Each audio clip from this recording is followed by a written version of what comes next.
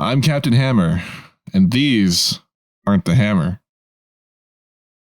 Something about the gauntlet. The hammer is my penis. We just trust you. It's. I just had to send that to you. I knew you'd get it as soon as you watched the episode. Yep. We just trust you. Welcome to Namely 90s. Wow. The podcast that takes you back to the time before smartphones, Google, and Y2K. Join your hosts as they relive the pop culture that shaped a generation and the parts that many people wish they could forget. Listen in to the conversation about how the decade defined those who spent their childhood there and how it shaped them as adults. So, turn down the grunge and dial up the internet. Let's get started. It's time for Namely 90s. That's right. You're listening to Namely 90s. My name's Andrew, and over there's Brandon. That's me. You can find us online at namely90s.com or on X. Nope. Instagram. I cannot get these right. Instagram at namely90s with the 90s. You can also find this show on YouTube every Monday at youtube.com/@namely90s. And if you'd like to support the show, head on over to patreon.com/namely90s, also with the 90s, and get signed up for one of our support levels. See, it was loose, and then I tightened it right up. Yeah, and it still took the same amount of time you usually do. Boy. Happy Podcast of Horror 4. Yeah, is that how we do it? Yeah, it's my favorite bit. I think it's probably not that funny, but I don't love even to go remember with that bit. Podcast of Horror 4. Podcast of Horror 4. I don't think we did it for number 3. No, I like to beat a joke into the ground, so I'm sure I did it for every single episode. Or it must have been like leading up to it, and then we just never said Podcast of Horror on Podcast of Horror 3. I'm sorry, my audio levels are low. It's like they're small and they're big waves. I just don't understand. Maybe it's your new windsock or yeah, true. Dead cat. It's a what do they call windscreen? Yes. It's very angular towards your yeah, there's kind of a bulge right here. Yes. That didn't quite the bulge didn't quite flatten out since I took it out of the package. Yet again, I'm dressed up for our Halloween edition of Namely 90s. I'm dressed up as Captain Hammer. And I'm dressed as a rational consumer. Yet again. No, it was just it's just my cop out that I borrowed from the office. I used to have a cop out costume from the office, and it was 3-hole punch Jim. I liked Bookface. The popular social media website known as Bookface. Yeah. But I mean, 3-hole punch Jim was easy. You just had 3 black squares on. Yeah, that's true. Yeah. Well, what are your plans for Halloween this year? Well, let's see. I wanted to go see Rocky Horror Picture Show. That's Rocky 9, right? Yes. Okay. Sliced Alone and Drag. It's very popular. Rocky 9 into Hood. That's not too far off, because wouldn't that be Creed 3 or 4? So we're not going to that. And one of these years, I'm going to finally go to the Rocky Horror Picture Show. Because it's supposed to be like a whole event. They show the movie, and then there's people on stage, and the audience participates, and all that.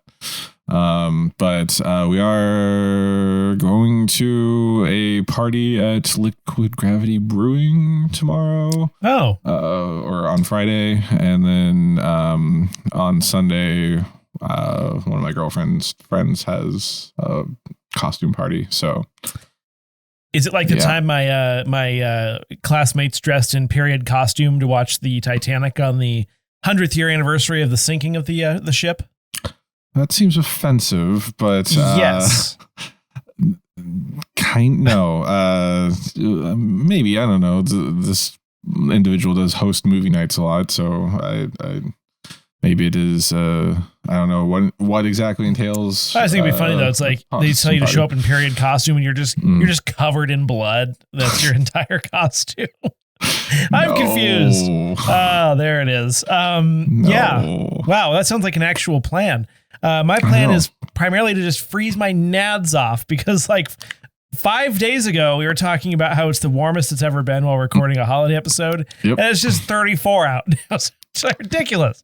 I know. I saw your wife's Instagram story. I think it was last night, and you took the kids out to do like a little trick or treating thing, and it was 32 degrees, and it was like 6 at night, and I was like, 2 hours later, it's 54 degrees here. I'm like, wow, that's cold. I picked a tomato a week ago. Like, what is going on here? And it wasn't in the hothouse.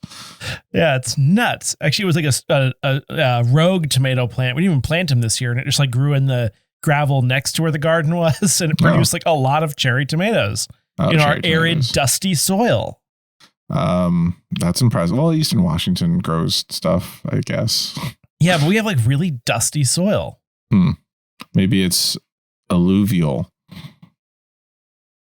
Loamy. I don't know. Loamy. I would say loamy. Yeah. Would you say loamy? Yeah. You're listening to Namely Soil Quality. You could grow in loamy. Loam on the range. Are you dressing up this year? My joke has been that since my wife's dressing up as Taylor Swift with rhinestone boots and the whole getup, I was thinking I should just well, at this point, you can't buy a Travis. Is it Kels or Kelsey? I believe it's Kelsey.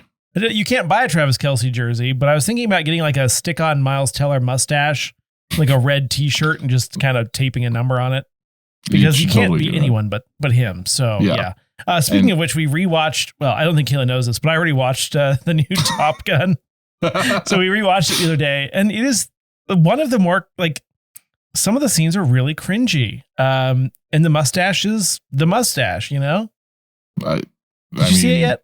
Yes, I saw it like a month or two ago, finally. This is real current stuff here. Yeah. Well, but like, I'm sorry, the piano scene in the bar is A, such a shameless callback, and B, like so overacted it makes my soul ache. But it's his dad who did it in the first movie. Although Miles Teller does look surprisingly like Anthony Edwards. So creepy. It's a little awkward. Would you reboot, if you rebooted ER, would you have him as Dr. Green's son? Yeah, definitely. Never had a son, but maybe the daughter. Never mind. No.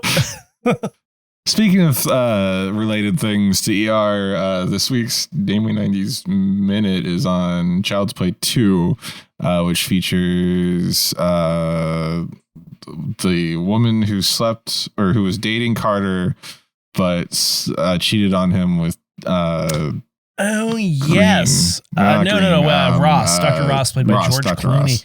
What was her name? I think her name was Harper in the show, possibly. Harper Kelsey or something. Harper Conundrum. Tracy Harper. That's who that is. Tracy Harper, yeah. Portrayed by Christine Elise. Yes, she plays the streetwise older teenage foster sibling of the kid whose parents were killed in the first Chucky movie. She's vegan, just in case you were wondering. Oh, good to know. Oh, okay. So, sorry, is Tom Clooney? Is George Clooney made of vegetables? We did. I texted you about this earlier this week. Some of our friends are trying to plan a Friendsgiving get together. And they're like, let's do it in a park in the afternoon. And I was like, well, probably have to do that on a weekend because after next weekend, it's going to be sunset at 5 p.m. And but either way, like this whole group is like there's a vegan, there's a vegetarian, there's a pescatarian, there's a vegetarian, and also can't do dairy. I'm pretty sure someone must be gluten free in all of this mess. There's no way you can make a full complement of Thanksgiving foods that will satisfy all those needs. Like people are going to have things that they can have. Mm-hmm. But if all of those things have all of those restrictions, it's going to just be a big pile of nothing. Yeah, it's like, yeah. And I was talking about this last night with some other friends, and I'm just like, you know, I have an okay gluten-free cookie recipe. I have an okay dairy-free cookie recipe. But if you combine them together, eventually, if you put all the restrictions on it, it's just going to be a bunch of sand. Like, yeah. Sand with raisins. Yeah. And then I have like my actual cookie recipes that I like to make and think taste 100 times better than the just okay gluten-free or steroid-free. It's quite the time to be alive, isn't it? Yeah. I mean, eventually everything will just be in a cube or a pill, right? You just shove it up your ass. Like that's how you. Yeah. That's it's a nutritional suppository. It'll make me less overweight, right? Sure. Yeah. So well, that went somewhere. Oh, did you? Oh, yeah. What? It went up your rectum. Because suppository. Podcast of Horror 4. Yeah. That's now. Yeah. This year we went back to the OG format. We each picked a TV show and watched a Halloween episode. And I didn't tell Andrew what mine was until long after he picked his, and got him to watch a show that he absolutely hates. Yeah. And actually I still cannot figure out how to get into Disney Plus. So you didn't watch it? I watched it. Oh, on the bad copy. But actually the quality was surprisingly good. Really? There were a few of them, and I found one that was not bad. Oh, that's good. Yeah, but well, why don't you tell us what your episode was, and we'll go into it. So my episode was Boy Meets World season 5 episode 17. Weird, 17. Does that mean they were like playing it all during the summer? The episode called And Then There Was Shawn, which seems like a missed opportunity to call this Shaun of the Dead before the movie Shaun of the Dead existed. Right. Although they did get really meta with all the there were no zombies. references. There were no zombies. So. True. Yet. But I get the episode aired on that's why it aired on February 27th, 1998. Oh. And this episode was a parody of various slasher films. Features the cast being stalked by an unknown killer after being trapped in the school during detention. Mm-hmm. And it is frequently been cited as one of the series' best episodes. Okay. Should I spoil the ending, or should we just go through it? Well, I mean, it's a fairly short episode. I mean, true.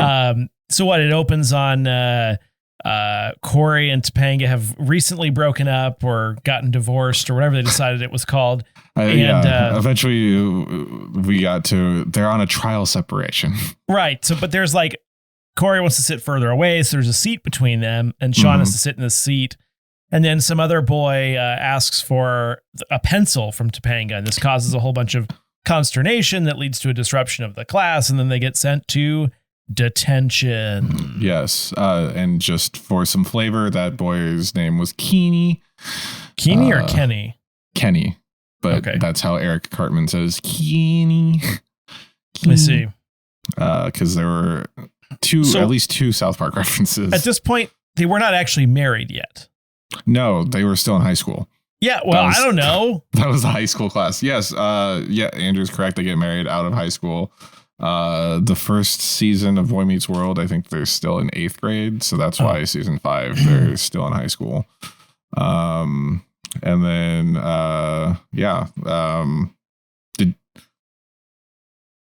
there was also a creepy janitor that came in, which is why they got sent to detention for some reason. No, I thought the creepy janitor was outside of detention. Well, before that, no, yeah, you're right. Feeney's pissed off at all the class interruptions, and he's like, if there's one more random outburst or interruption, and everyone gets attention, and then the janitor busts in, and Feeney's just like, screw it. And apparently that's why everyone was in attention. I do like, is Feeney the principal or the teacher at this point? Both. I think it's funny that he just calls Shawn a jughead. Like, I'm sure he's referring to Jughead Jones from the Archie comics. Yeah, but it's just like, remember there was a time where you as an educator could just call your students stupid? Yes.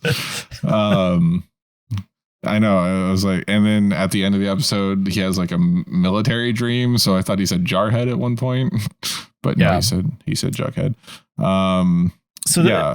This minor disruption leads them to detention.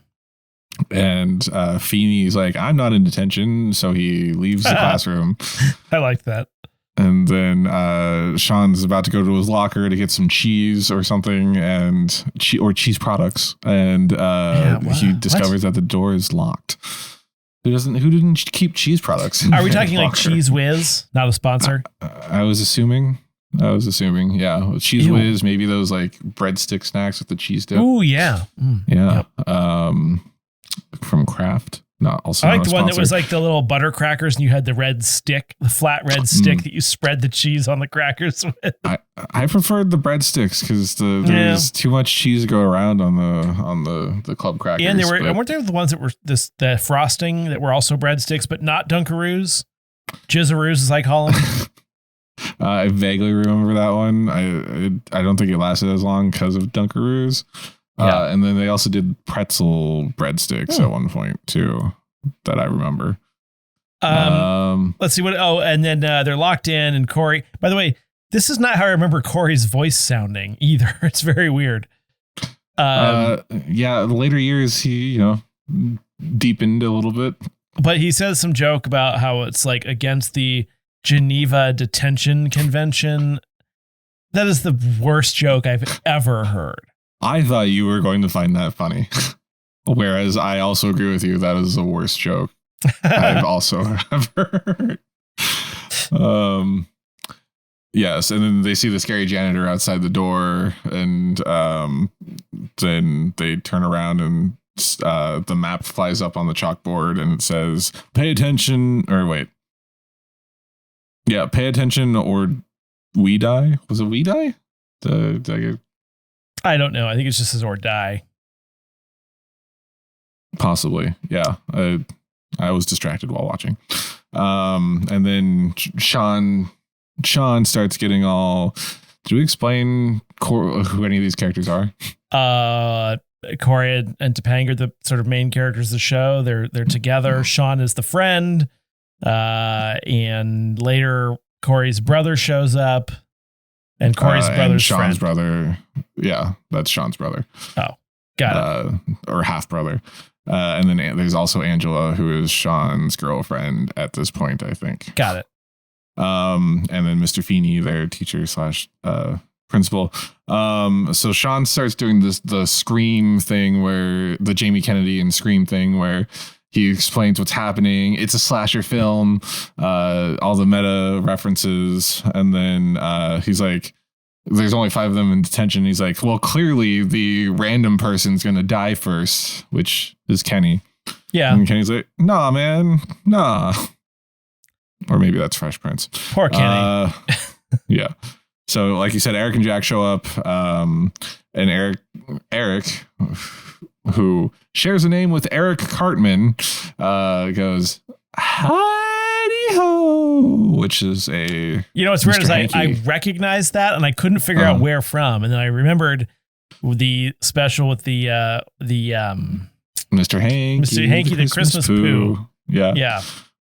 Which you can find on our 12 Days of Christmas specials from... we don't know. Second year, I would guess. Yes. And then they're like, oh, well, we came to play some basketball, and there was blood coming out of the showers or something. And Kenny gets fed up, and he's like, I'm going to borrow a pencil from Topanga, blah. And the lights go out. And then he's been... I don't know how it happened, but there's a pencil shoved through his entire his skull. His skull has been pierced by a pencil. That was grisly, man. Oh, yeah. And then he left a pencil mark as he slid to the ground. And then Corey goes, now we know how tall he was when he died or something like that. And I'm just like, oh my God. He's dead. They're really taking this in stride. Yeah. At what point did you realize that you were shifted into a dream state? I mean, as soon as someone died in a gruesome fashion, I assumed that was when we hit the dream state. I mean, as a kid, you don't know these tropes. And I was 9 when I watched this for the first time. Right. I was just like, wow, they're really killing these people off. And then let's see. That was one long pencil. Yeah, the pencil's 18 inches long. And then Eric yells, "Oh my God, they killed Kenny." I didn't even have a sense it was going there until it went there. And then I just shook my head. Yeah, me too. Because having not watched South Park in that point in my life, and was the first time watching this, over my head. I do think the constant screaming by Angela did eventually start making me laugh. Yeah. Especially when she was like, "I'm the one that does this," to special guest star coming up. Yes. So they start running away in the halls, and then I thought it was funny that you see them run by a window in lockers, and then they run the opposite direction, and then in the next scene, and it's just the same hallway except they put a trophy case in front of the window. Listen, we're on a budget here. Clearly it was pretty bad. And then the lights start to go out again, and there's that old-timey song starts playing, and here's a knife, here's a gun, there'll be fun for everyone. Death is on the menu tonight. And they're like, oh, the Feeney's clearly the killer because he's trying to teach us a lesson or something. Yeah, by killing a student in cold blood. Yes. Well, he's dedicated. Certainly dead, as they find out. And dedicated. Because he shows up and they're like, oh, Feeney, you're hilarious. What lesson are you trying to teach us? And then they pat on the shoulder and he falls over dead with the scissors in his back. And then there must have been another South Park reference at this point because I was like, oh, right, Eric is Eric Cartman. Yeah. Haha. And then they start doing the Scream meta references, horror film references, where it's like, virgins never die. And Corey's like, thanks for saving me to Topanga. Oh, gag me with a spoon. Oh. Yeah. Whereas Eric and Jack are like, well, I'm dead. And then Sean's like, I'm going to be as close to dead as possible without actually dying. Yeah. Was that an oral sex joke? Must have been. Yeah. I mean, rounding third. Oof, boy. Mm. Yeah. What else? They think the janitor's the killer. Someone says you were wrong to break up with Corey. To Topanga, the janitor's found dead in his garbage pail. Saw that coming. They think, oh God, the killer's one of them, even though there's also a spooky guy running around. And yeah, in the skeleton mask or whatever. Yeah. Yeah. I got sick of them doing this is just like that classic horror movie where someone gets stabbed called with the one where someone gets stabbed. Yeah. Yeah.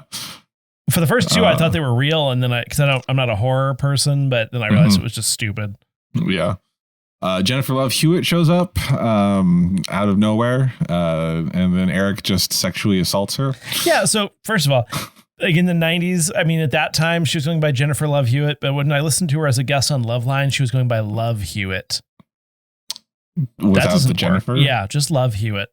But she was 16. Let's see here. Yeah. So why did Eric just start making out with this person? Especially if she's another classmate of the kids, because then he would be a grown adult. Wait, what? How old is he supposed to be? He's in college? I think so. I think he's 18 or he must be 18 or 19 because he's living together with Jack and they're not going to school. And so she's anymore. probably what, 17 at the time?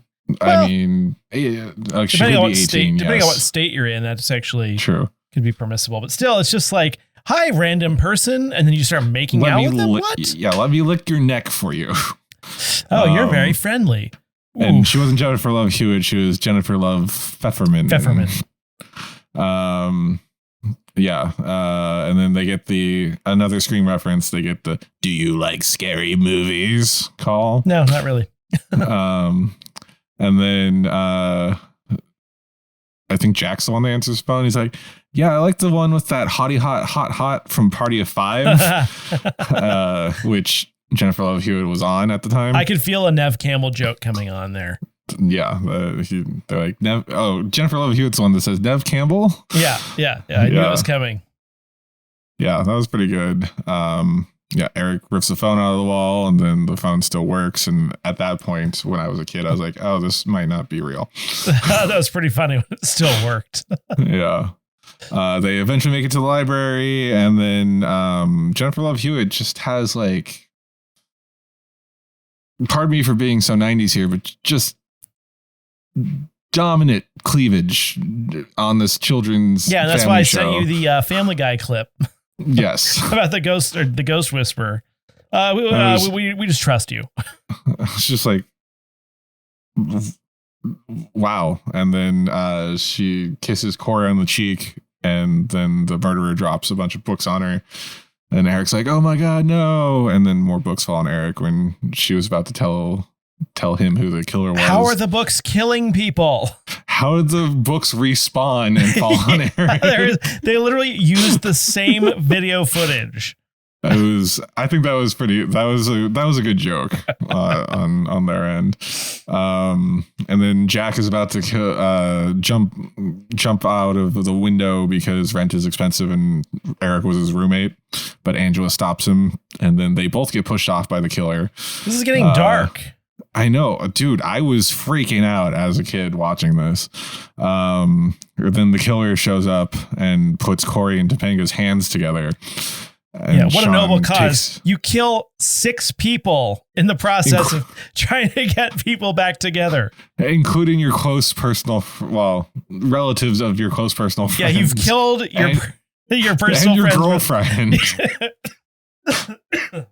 Maybe they weren't dating. He was looking for a way out. This is a little complex, but yeah. So Shawn confronts the killer and takes his mask off in, honestly, a very good stunt double or body double moment. It was AI. All the way back then. But it's Shawn's the killer. So they're like, whoa. And then crazy dude. He wakes up from the dream and it's like, and then he takes responsibility for getting them all in detention. And everyone's just like, they do the Goodwill Hunting. It's not your fault. To Shawn, because usually he's the one that gets in trouble, but it's not. It's not your fault, man. It's not your fault. It's not your fault you're acting out. It's not your fault they broke up or whatever. And then, yeah. And then Feeney just nailed in the coffin with that stupid Troubled Young Man, the movie. Oh, yeah. This is just like the movie, The Troubled Young Man. Yeah. And then they leave the classroom altogether because Feeney's like, well, detention's over. And then an actual killer comes out from behind the yeah, like, who is this guy? Yeah, is there a serial killer on the loose in the real world? I'm confused. Is there 2 Shawns? And then the tag was Feeney's dream of everyone just being like super well read and polite, and Topanga not knowing something. And then he wakes up and the class is in chaos, and he picks up some scissors and is like, I'm going to kill them all. And that was yeah, that was Boy Meets World, and there was Shawn. It sure was. All right, that was a romp. At the end of the episode, I will reveal my favorite of the 2. That's fair. But before we get there, let's play a quick game. Because that's what we're known for on Namely 90s, doing random games about things. Especially on our specials. I like how you said quick. That's never the case. Maybe not the quick part. But I have some Letterboxd reviews. But we're not going to do our usual, is it this or that? We're going to maybe possibly pick the movie that we watch for Podcast of Horror 5. Because we're going to compare two reviews. Well, Andrew's going to compare two reviews. I'm going to tell them the reviews, and he's going to pick which one sounds more favorable. And then we're just going to keep going until we go through however many of these I have. And at the end, the final movie will be revealed, and maybe we'll watch that next year for Podcast of Horror. All right. Let's start with this one here. 4 stars from Jason Bradley. The gays used all of their collective energy to conjure this film. I thought I was supposed to tell you if it's 5 or 1 star. You just told me it was a 4-star. No, this game is I'm going to give you 2 reviews, and you're going to have to tell me which one sounds better. Which movie you would rather watch based off of. I know that is Hocus Pocus 2, but carry on. How do you know that? Because I remember you've used that one before. Have I? Yep.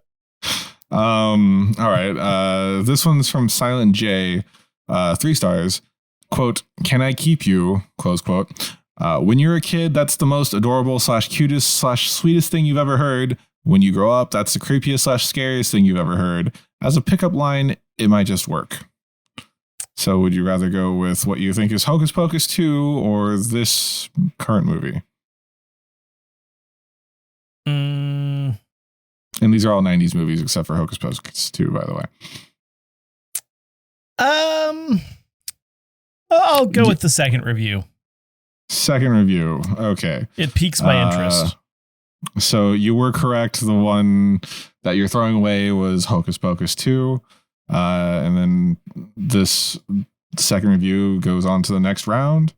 Let's see. This one is from Adam Bolt, 2.5 stars. Really clever symbolism from the filmmaker's part to name the dolls good guys when Chucky is in fact not a good guy.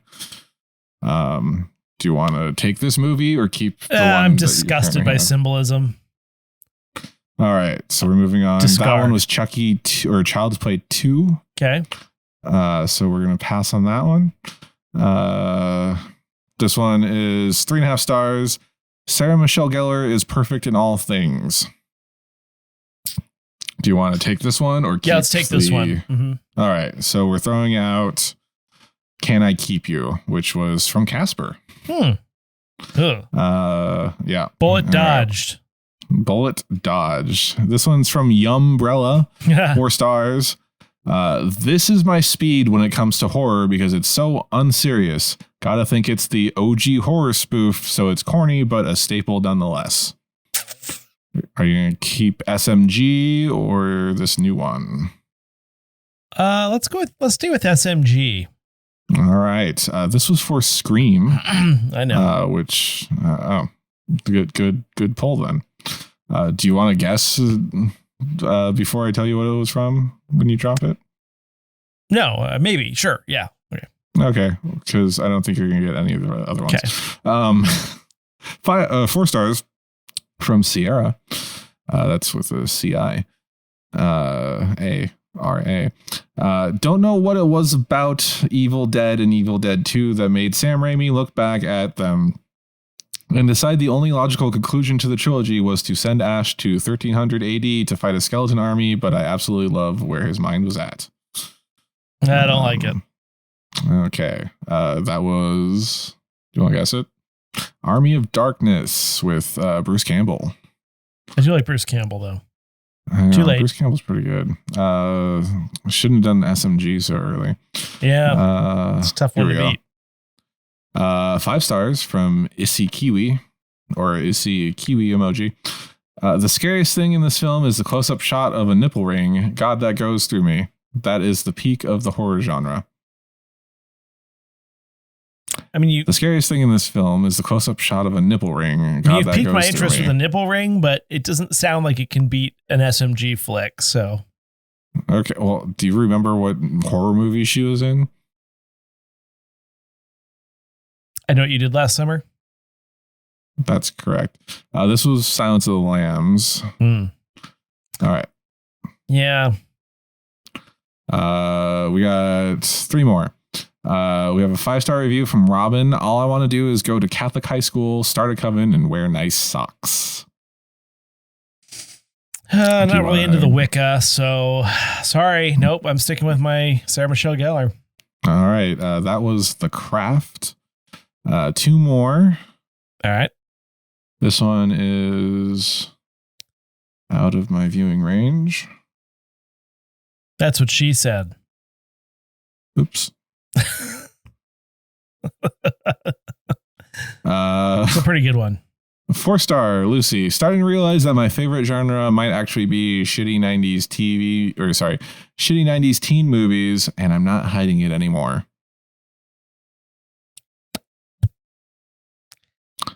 Doesn't give Looks me enough. like you're stuck. Yeah. Give me enough. It's basically teen movie with Sarah Michelle Gellar. Teen movie probably without Sarah Michelle Gellar. I'm going to stick with the one I have. Okay. That was The Faculty. And final review is 1.5 stars from Tiffany. I'd like to pretend this didn't happen. It was bad and way too safe. First one was a little darker and better. I want to go with Sarah Michelle Gellar, which you know to be I Know What You Did Last Summer. Or this. Yeah, because it's a sequel and I don't really, All right. You just dodged another Hocus Pocus 2. Yes.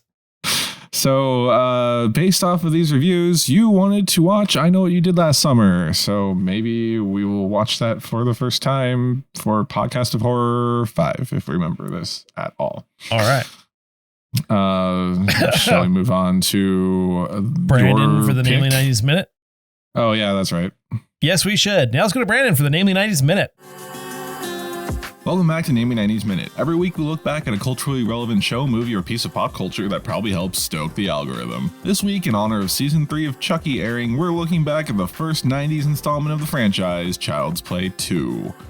Child's Play 2 is a 1990 slasher film starring the kid from the first one, the Gemini Killer from The Exorcist 3 as the voice of Chucky, Harper Tracy from ER, Nurse Alex Price from An American Werewolf in London, Sarah Palmer from Twin Peaks, Grace Lee from Jericho, and Richard Fish from Ally McBeal. The story starts 2 years after the first film, with the company that makes the good guy dolls recovering from their negative publicity Chucky gave them, and reassemble him to prove to the stockholders that there's nothing actually wrong with the doll. During the process, a power surge kills the assembly line worker putting him together, but the company's executive decides to cover up the death and throws out Chucky, not realizing that he's been revived. Meanwhile, Andy, the kid from the first film, is in foster care after his mother was institutionalized due to corroborating her son's story about the killer Chucky doll. His new family also comes with a new street-smart teenage foster sister named Kyle. Chucky figures out where Andy is living and smuggles himself in there by replacing a good guy doll with himself in the packaging and burying the doll in the yard. Chucky ties Andy to his bed and attempts to switch bodies with him, but Kyle enters the room before he completes the process. But neither Kyle or the foster parents believe Andy about Chucky's return, but they throw Chucky in the basement and Kyle gets blamed for upsetting Andy. The next day at school, Chucky defaces Andy's homework, so he ends up getting detention while Chucky kills his teacher. Andy runs home to tell his foster dad about Chucky, who still doesn't believe him and thinks about returning Andy to the foster store. That night, Andy sneaks into the basement to destroy Chucky with an electric knife, but struggles to beat Chucky, and foster dad comes in to check out the commotion and trips over Chucky and breaks his neck. Foster mom blames Andy for foster dad's death and returns him to the foster store. Kyle throws Chucky in the garbage and then finds the original doll buried outside, realizing that Andy was telling the truth the whole time, so she runs inside to tell foster mom, only to find that Chucky murdered her. Chucky then forces Kyle to drive him to the foster store at knife point, where he captures Andy and takes him to the toy factory so he can finish swapping bodies. He attempts to finish the voodoo ritual, but discovers that he has been in the doll's body too long and can no longer swap, so instead he tries to kill Andy and Kyle. After like 3 fake out deaths, they manage to inflate his head and explode it, and the foster siblings leave the factory.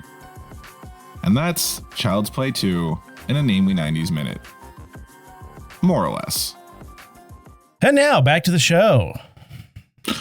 All right. Shall we move on to your pick? Yes. My pick this year was The Fresh Prince of Bel-Air, Season 4, Episode 7, Hex and the Single Guy. which I don't know if I'd seen that episode before. Like, it was slightly familiar in the middle. Fresh Prince of Bel-Air. We got Fresh Prince. We got the Fresh Prince. Yeah. We got Will Smith, who moves out to live with family in Bel-Air because he got up to some trouble in his neighborhood. Yeah, he lives in with West his Uncle Philadelphia. Phil, born and raised. Yeah, so they move in with a rich uncle and aunt in the Bel-Air area. Uncle Phil is a respected judge. Mm-hmm. And Aunt Vivian, I don't know what she does. Does she do anything? They have an older daughter named Hillary, a middle child, Carlton, and who's, I think, Will's age, and then a younger daughter, Ashley. Yes, and a butler, Jeffrey, who's named Jeffrey Butler. Classic. In this episode, that's his last name. So this episode opens. They're sort of in the kitchen area. They've established it's Halloween, pretty much first line. Mm-hmm. And Hillary walks in. They're talking about Hillary before she walks in, about how she's still sad and mourning the loss of her fiance, who apparently was in a bungee jumping accident and died. Like, wow, we're tackling some dark themes on these shows. I believe that was the season 4 premiere, the 2-parter. That's horrific. She's supposed to get married, and then like she's in her wedding dress, and apparently the groom decided to do some bungee jumping. But anyway, she claims she's going to go on a date with her ex-fiance, and they're like, hold on, isn't he dead? Yes. And then to which... What? Oh, and then the titles go, because we were like, at least me, I forgot that she had a fiance that died. Yeah. I thought he was just in like some sort of medical care because of the bills that they're going through. No, he dead. Wow. Dark. Yeah. Yep. Sorry, I cut you off before the word seance. Oh no, so Hillary apparently has scheduled a seance with the medium named Scorpius, and she says something about spending $300, and they were like, "You spent $300 on the medium?" She's like, "No, I spent $300 for a hat." But the psychic costs $1,000, and I just put it on Daddy's gold card or whatever. The joke is, if you've never seen the show, is that Hillary is very like spoiled and has expensive tastes. And yes, and also a slight bit of an airhead. Yeah. So of course, she says, "I need my whole family to come with me so that the seance will be successful." And of course, the guys start sort of like inching out of the room before I got a costume to make. Yeah, before Aunt Viv guilts them all into doing it masterfully.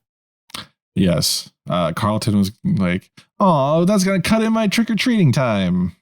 That's my Carlton. Yeah, because they like to sort of infantilize him for whatever reason. Mm-hmm. And let's see. I do like when the trick-or-treating starts, it kind of progresses a little bit. Jeffrey puts on this ridiculous dinosaur mask and just like scares the living crap out of the kids. I found that extremely funny. And just laughs the entire time. And then makes a Barney reference as he's walking away from the door. Yes. Will comes down in his vampire costume, and he's like, "You know what I like about this night? It's the only night of the year a black man can walk around in the neighborhood," because they live in Bel-Air, with a mask on and not get arrested. Shot. Oh yeah, arrested. Yeah. No, I was. I mean, it's been a few years, but I was expecting him to say shot. Also shot. Yes. Carlton comes in dressed as Macaulay Culkin. Yeah. Badly. Subjects. It was horrible. I hated it. His hair was yellow. Yeah. Yeah. So they all elect to go to this seance due to the guilt. And they walk up to this kind of spooky house, and Will is about to knock on the door. Then the door just opens creepily. And then he says a very cringy sort of predatory line, which is, "We got to get one of them on the girls' locker room," or whatever. Yeah. No. Nope. Mm-mm. Nope. Nope. What is funny though is they walk into this house and there's like immediately a table, and I'm like, "What is this crap table?" And then Hillary goes, she She goes, who puts a deco table on a Persian rug? And I was like, thank you. The table looked horrible. The chairs. I thought the entire interior was supposed to be gaudy, so I didn't realize there was anything wrong there. But I guess I don't have your discerning eye when it comes to home decor. It just looked bad. Yeah. But again, it's a tripwire filled house with a shyster seancer. Yeah. Named Scorpius, and okay, I imagined, because they said he's a TV medium or whatnot. I pictured he was gonna be like a hot black guy that's like trying to sleep with Hillary and be like, oh, I'm possessed by your ex-fiance or your dead fiance, like in that movie Ghost, with Swayze and Whoopi Goldberg and Demi Moore. But what was with Scorpius, once they did that seance, what was the voice he was doing for Trevor?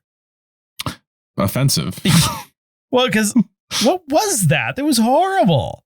He was just going for deep masculine, I think. But yes, Scorpius turns out to be a heavy set white man. Kind of reminded me like a cross between Eric Stone Street and Nathan Lane, and yes, both of those two exact people. Yeah, and that actor's been in other things where he also plays like similar roles to that. But yeah, they do the seance. Will makes a joke out of it, so the guy kind of like cuts it off, you know. And I was like, we'll have to do this another day, and for another $1,000. Yeah. So of course, naturally, Uncle Phil demands his money back, to which he's told the spirit said no refunds. And then I think someone calls him either a fake or a fraud, to which he responds, no one calls me the F word. That was Will Smith. Right. Which is why he starts doing a bunch of really bad, like, I would say offensive, borderline offensive cursing to hexing on like Will. It's a bunch of gibberish, but it's vaguely, sort of problematic. Yeah. And then Will counters the spell by quoting Lady Marmalade, Gitchy Gitchy Ya Dada. Yeah, I found that a little funny. That was before the song came out, right? There's like an old version of it, I think. Right. Yeah. Yeah. But that was pretty funny, actually. He pulls it off. Yes. So then Will is sort of like, skeptical that this hex is going to do anything. But of course, what happens? It works. Yes, safe hex. I don't remember the safe hex joke. What was that about? Oh, he was like, I'm going out to this party tonight, and if I land me a lady, we're going to have some safe hex. That's as funny as it was in the show. No comment. So what starts happening? Uncle Phil gets phone Uncle call. Phil answers the most basic cordless phone I've ever seen. Which is the same one I had during the same year. And basically it's like the district attorney's office saying that they have evidence that he took bribes. Which, I mean, he lives in Bel-Air. A judge can't make that much money. No, right? I don't think judges make that much. They're like appointed by the government.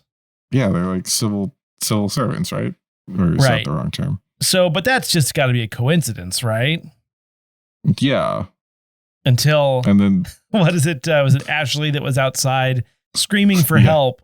And you go out there and she's like practicing her tennis, and the tennis ball machine like starts firing them rapidly at her, and she somehow in the process sprains her ankle. If she plays tennis competitively, why did that why was that so difficult for her? You know what I mean? Mm-hmm. Also, why is she practicing tennis on the patio and not on the tennis court that I assume they have living in Bel-Air? True. We missed the part where Carlton came in and his hair looks like a shaved ice. Right, it's rainbow. Yeah. Rainbow, yes. And he's like, I did shower it out last night, and now his hair is rainbow. They go back inside. They save Ashley. Will goes out and hits tennis balls with a cast iron pan for a little bit. I guess that was a joke. They come back inside. There's a knock at the back door, where the patio, where the machine was, and they arrest, or an IRS agent. INS? ICE. Yeah, a immigration and naturalization officer agent arrests Jeffrey for being there illegally or something to that extent. I don't think they care if British people are here illegally, by the way. Right. But it was black. You know how that's how our government operates, right? Yes, that's true. Because I think the same thing happened in Frasier, where they accidentally took her into Canada, and all it took to get her back was nothing. They hear Aunt Viv scream, and they come into the family room, and they see Jazzy Jeff making out with Hillary. And then they're gonna get married, to which Phil responds, over his dead body. And then he was about to throw Jazzy Jeff out, but Uncle Phil's the one that gets thrown out of the front door this time. I think that's a recurring gag on the show. Yes. And it's at this point, I'm sorry it took me this long, I realized that it is a dream sequence. Yeah, I mean, I kind of saw that coming in a way. Right. So Will freaks out because all this is happening, and then rushes over to Scorpius's house. The door doesn't open automatically this time, and he's just a normal white man. Humor. Yeah, normal white man. Whose door is unlocked and says, come in, then is immediately freaked out by the black man in his living room. Yeah, like, first of all, what a racist. Second of all, the way he was acting was like very weird. Well, he thought he was being robbed. Yeah, but it was like really effeminate and sort of just very odd. Overacted. Nathan Lane and was he wearing white linen pants? Fair. Well, they're rich people living in Bel-Air in the 90s. Yeah. So then he's like upset because no one can break the hex. Mm-hmm. And then that's when he wakes up, is it not? Yes. Yeah. And then because he's like, I just want to, what does he say? Break the hex, man. Keeps saying that over and over again, and then wakes up. Yeah. And then Carlton comes in. So at some point they talk in the pool house. I don't remember when that happens or what that's about. He says, Carlton, your hair. And then he wakes up. He's still wearing the same PJs from the beginning of the episode. And then they like go over to the house from the back door from the pool house, and everything starts repeating. At which point I was like, oh, how are they going to resolve this? And then the end credits started playing. I was like, what? Okay. Is that a throwaway episode then? The outtakes were fun though. I like the outtakes. Do they do that every episode or is that just that one? I think they do it every episode. Alfonso Ribeiro. Ribeiro. Yeah. Couldn't get the trick-or-treating line out. Yeah, that was pretty funny. Good. Well, that was an episode of TV. Yes. Hopefully it wasn't boring listening to us talk about it. Okay, so now comes the fun part. Critique of both episodes, your pick as best Halloween episode. Okay. Do I go first? Yeah, go ahead. All right. So I didn't realize they were both dream episodes when we picked them. No, I wouldn't have thought so, but yeah. Yeah. And they also did a good job of burying the lead that it is a dream episode until like halfway through or more. So it's oddly, they are very comparable. I think I'm more partial to the Boy Meets World episode, even though it was I think it was a little bit shoddier, honestly, because of like they tried to do like action cam and they had different angles that they normally wouldn't shoot in a regular episode. Right. But they did have star power on their side with Jennifer Love Hewitt. I did like, I was able to appreciate it more now because Scream had just come out. South Park was huge. I'm surprised at how much referential humor was in that episode. So I appreciate referential humor because I grew up on shows like Family Guy and The Simpsons and whatnot. So I'm going to give it to And Then There Was Shawn. Oh, also because it terrified me to no end as a child. Yeah. I think there are more bona fide jokes in the Boy Meets World episode, in which I laughed more greatly. And I would consider the Boy Meets World story to actually be a little less shoddy than the Fresh Prince episode. The Fresh Prince episode felt sort of lazy, which is interesting because Boy Meets World was just stealing stuff from other things, but like it was cohesive. I kind of wondered what was going to happen next. Whereas with and then the ending of the Fresh Prince episode where he just like, now he's in Groundhog Day. I was like, what? Okay. Yeah. Totally agree. Just to clarify, I didn't mean shoddy in story. I just meant like there was some camera work that was questionable in the Boy Meets and this is why I said I was going to reveal my pick at the end, because Boy Meets World, not my favorite show. I laughed at this episode a fair amount. I thought it was good. Maybe it's better than you remember. So there you go. That is my final answer. And on that bombshell. No, that's Top Gear. Sorry. It's time to get canceled. I mean, end. Any final thoughts for our listeners for Halloween tomorrow? Stay safe. Look both ways before you cross the street. Make sure you watch out for all those edibles that people are just randomly putting in your trick-or-treating bag. This doesn't happen. Make sure you take your candy to the police station to be x-rayed, which like to make sure there aren't needles or guns in your candy. Could you imagine if they just gave guns away in your children's and make sure you brush your teeth thoroughly. Candy. And that's it for Podcasts of Horror 4. Remember, you can find new episodes of Naming 90s out every Monday. Join us next week for a variety show episode, if this wasn't variety show enough for you.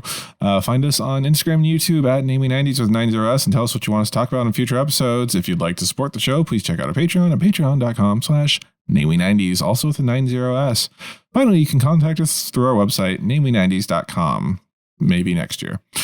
Please subscribe to us on Apple Podcasts, Google Podcasts, Spotify, YouTube, Audible, Apple Podcasts, Google Podcasts, Spotify, YouTube, Audible, Apple Podcasts, Google Podcasts, Spotify, YouTube, Audible, Teaser, TuneIn, iHeart, Good Pods, and wherever your podcasts from. I'm Brandon, that's Andrew, and we'll catch you next time.